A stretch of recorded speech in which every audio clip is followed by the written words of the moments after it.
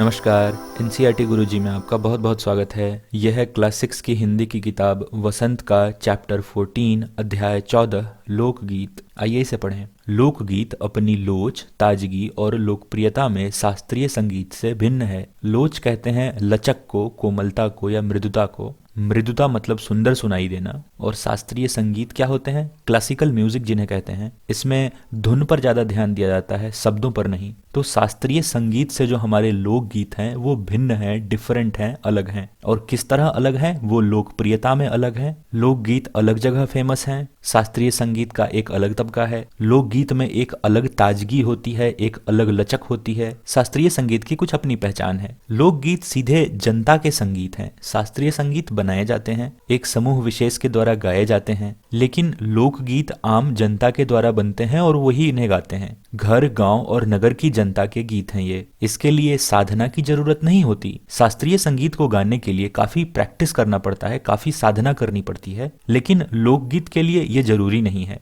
आम लोग इसे अपनी भाषा में गाते हैं, जैसा उन्हें अच्छा लगता है। त्योहारों और विशेष अवसरों पर ये गाए जाते हैं। सदा से ये गाए जाते रहे हैं और इनके रचने वाले भी अधिकतर गांव के लोग ही हैं। रचने वाले मतलब बनाने वाले, लोकगीत को बनाने वाले लोग गांव के लोग ही हैं। स्त्रियों ने भी इनकी रचना में विशेष भाग लिया है। लोकगीत की रचना में, लोकगीत को बनाने में स्त्रियों ने भी, महिलाओं ने भी विशेष भाग लिया है। ये गीत बाजों की मदद के बिना ही या साधारण ढोलक, झांझ, करताल, बांसुरी आदि की मदद से गाए जाते हैं। तो लोकगीत को गाने के लिए या तो किसी म्यूजिकल इंस्ट्रूमेंट की आवश्यकता नहीं है, किसी बजाने वाले यंत्र की आवश्यकता नहीं है, या फिर एक साधारण ढोलक से, ये ढोलक है जो ये महिला पकड़ के रखी हैं, झांझ कहते हैं जिसे ये पकड़ के रखी हैं यहाँ पे, दो मेटल के शीट होते हैं जिसे आपस में टकरा के एक विशेष ध्वनि निकलती है, एक विशेष साउंड निकलता है। करताल भी एक वाद्य यंत्र है, बजाने वाला डिवाइस है। बांसुरी फ्लूट को कहते हैं। तो इन चीजों की मदद से लोकगीत गाए जाते हैं। एक समय था जब शास्त्रीय संगीत के सामने इसको हेय समझा जाता था। हेय मतलब खराब समझना। तो शास्त्रीय संगीत गाने वाले लोग लोकगीतों को खराब समझते थे,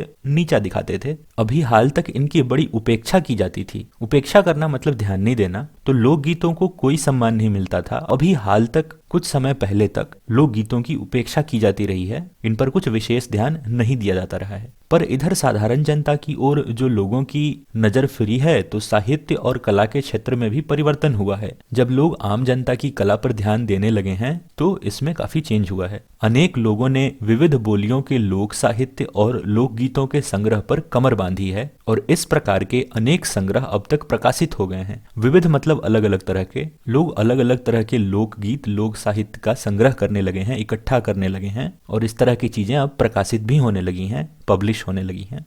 लोकगीतों के कई प्रकार हैं। इनका एक प्रकार तो बड़ा ही ओजस्वी और सजीव है। ओजस्वी मतलब उज्जवल, जिससे रोशनी निकलती हो, और सजीव जो जिंदा हो। तो लोकगीतों के कई प्रकार में से एक प्रकार जो है वो काफी उज्जवल है और काफी सजीव है। यह इस देश के आदिवासियों का गीत है। मध्य प्रदेश, दक्कन, छोटा नागपुर में गोंड खांड, ओड़ाव मुंडा, भील संथाल आदि फैले हुए हैं, जिनमें आज भी जीवन नियमों की जकड़ में बंध न सका है और निर्द्वंद लहराता है। निर्द्वंद का मतलब बिना युद्ध के। द्वंद युद्ध को कहते हैं और निर्द्वंद मतलब बिना युद्ध के। तो ये जो आदिवासी जनजातियां हैं, ये अभी किसी तरह के रूल्स फॉलो नहीं करते। इनके जीवन को नियमों में नहीं जकड़ा जा सका है, नियमों में नहीं बांधा जा सका है, और ये जैसे चाहते हैं वैसे रहते हैं। इनका जीवन निर्द्वंद लहराता है, किसी से लड़ाई नहीं करता और अपने आप जीते हैं ये। इनके गीत और नाच अधिकतर साथ साथ और बड़े बड़े दलों में गाए और नाचे जाते हैं। ये ग्रुप बना के नाचते और गाते हैं।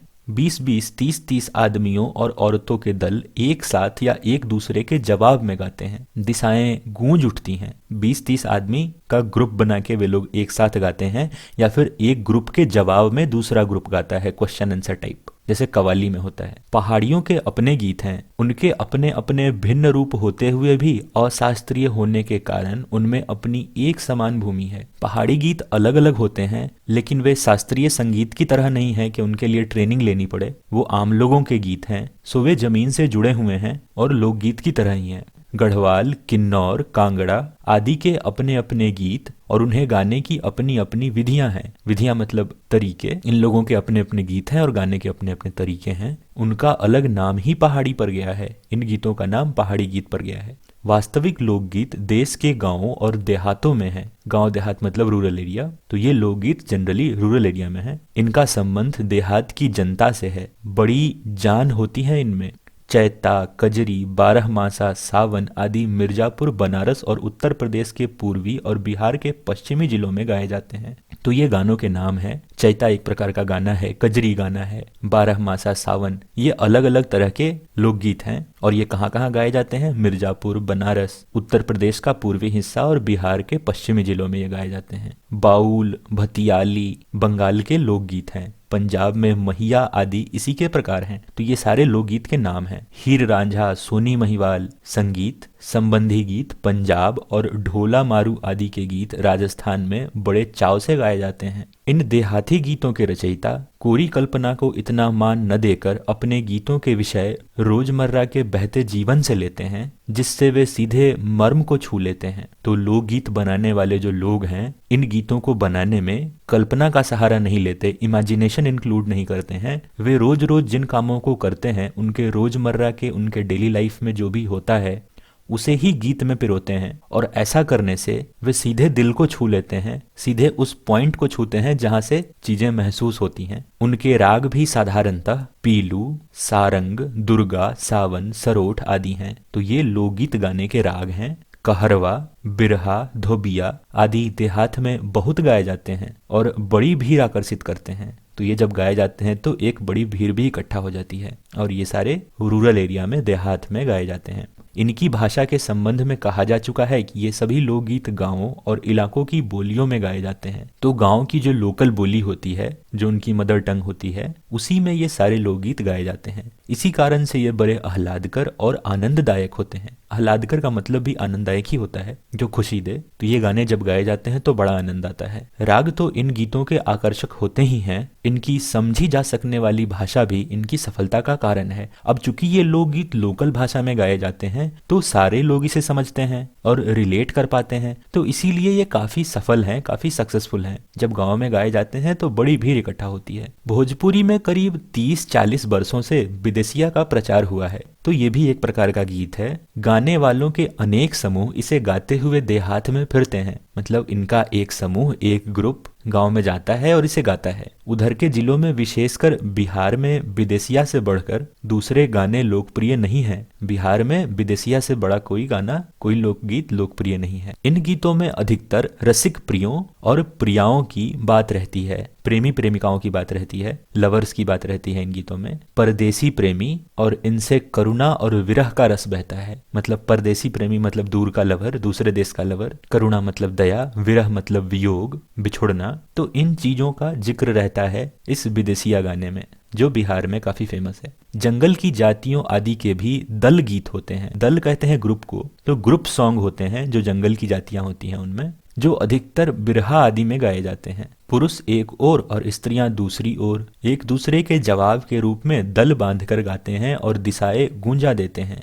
दिशाएं गूंजा देना मतलब चारों दिशाओं में उनकी आवाज गूंजने लगती है। पर इधर कुछ काल से इस प्रकार के दलीय गायन का ह्रास हुआ है। ह्रास हुआ है मतलब ये चीजें अब कम होने लगी हैं। ये जो ग्रुप सॉन्ग है अब कम होने लगे हैं। एक दूसरे प्रकार के बड़े लोकप्रिय गाने आल्हा के हैं। ये एक प्रकार है, एक टाइप है लोकगीत का। अधिकतर ये बुंदेलखंडी में गाए जाते हैं। आरंभ तो इनका चंदेल राजाओं के राजकवि जगनिक से माना जाता है, जिसने आल्हा उदल की वीरता का अपने महाकाव्य में बखान किया है। पर निश्चय ही उसके छंद को लेकर जनबोली में उसके विषय को दूसरे देहाती कवियों ने भी समय समय पर अपने गीतों में उतारा है। और ये गीत हमारे गांव में आज भी बहुत प्रेम से गाए जाते हैं। दूसरे प्रकार के लोकगीत आल्हा के हैं। ये एक टाइप है लोकगीत का। मेनली ये बुंदेलखंडी में गाए जाते हैं। शुरुआत इनका चंदेल राजाओं के समय में हुआ था और इसका शुरुआत कहा जाता है कि उनके राजकवि ने किया था, जिनका नाम जगनिक था। और इन आल्हा गानों में वे आल्हा दाऊल की वीरता का बखान करते हैं। जनबोली मतलब आम लोगों की बोली, जनता की बोली। इन्हें गाने वाले गांव गांव ढोलक लिए फिरते हैं। इसी की सीमा पर उन गीतों का भी स्थान है जिन्हें नट रस्सियों पर खेल करते हुए गाते हैं। वे लोग जो रस्सियों पर खेल करते हैं, रस्सियों के ऊपर चढ़ते हैं और डांस करते हैं, वे भी इसी तरह के गीत गाते हैं। अधिकतर ये गद्य पद्यात्मक होते हैं। कहानी के एक छोटे से भाग को गद्य कहते हैं और कविता के एक छोटे से भाग को पद्य कहते हैं। तो ये कहानी कविता से मिले हुए होते हैं और इनके भी अपने बोल हैं। ये भी लोकल लैंग्वेज में गाए जाते हैं। अनंत संख्या अपने देश में स्त्रियों के गीतों की है। अनंत मतलब जिसका अंत न हो सके। तो इतनी गीतें हैं जो स्त्रियां गाती हैं, बहुत सारी गीतें हैं तो ये गीत भी लोकगीत ही, पर अधिकतर इन्हें औरतें ही गाती हैं। इन्हें सिरजती भी अधिकतर वही हैं, इनकी रचना भी वही करती हैं। वैसे मर्द रचने वालों या गाने वालों की भी कमी नहीं है। ऐसे पुरुष भी हैं जो गाने बनाते और गाते हैं, पर इन गीतों का संबंध विशेषतः स्त्रियों से है।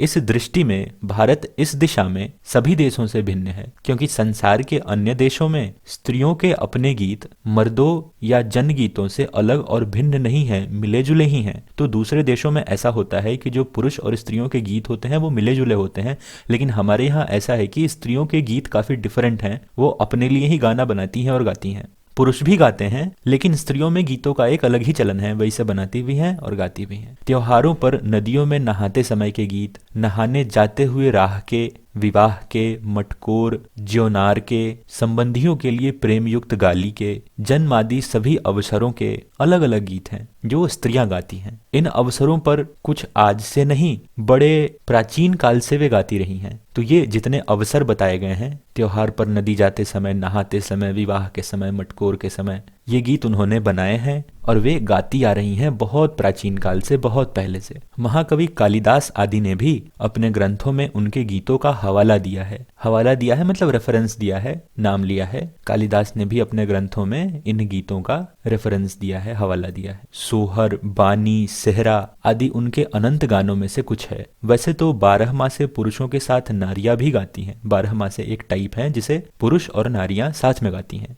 एक विशेष बात यह है कि नारियों के गाने साधारणतः अकेले नहीं गाए जाते, दल बांधकर गाए जाते हैं। अनेक कंठ एक साथ फूटते हैं। यद्यपि अधिकतर उनमें मेल नहीं होता, फिर भी त्योहारों और शुभ अवसरों पे वे बहुत ही भले लगते हैं। जब बहुत सारी महिलाएं एक साथ गाती हैं तो उनके गीत एक साथ नहीं निकल रहे होते हैं, वो सामंजस्य नहीं होता, बट फिर भी जो त्योहारों पर वे गाती हैं वो बहुत अच्छा लगता है। गांवों और नगरों में गायिकाएं भी होती हैं जो विवाह, जन्म आदि के अवसरों पर गाने के लिए बुला ली जाती हैं। सभी ऋतुओं में स्त्रियां उल्लासित होकर दल बांधकर गाती हैं। ऋतुओं मतलब सीजन्स, उल्लासित मतलब खुश होकर। तो सब सीजन्स में वे खुश होकर ग्रुप बनाकर गाती हैं। पर होली, बरसात की कजरी आदि तो उनकी अपनी चीज है जो सुनते ही बनती है। इनमें वे विशेष रूप से अच्छा गाती हैं, बड़े दिल से गाती हैं, तो इसे सुनने में बड़ा आनंद आता है। पूरब की बोलियों में अधिकतर मैथिल कोकिल विद्यापति के गीत गाए जाते हैं। विद्यापति को मैथिल कोकिल कहा गया है,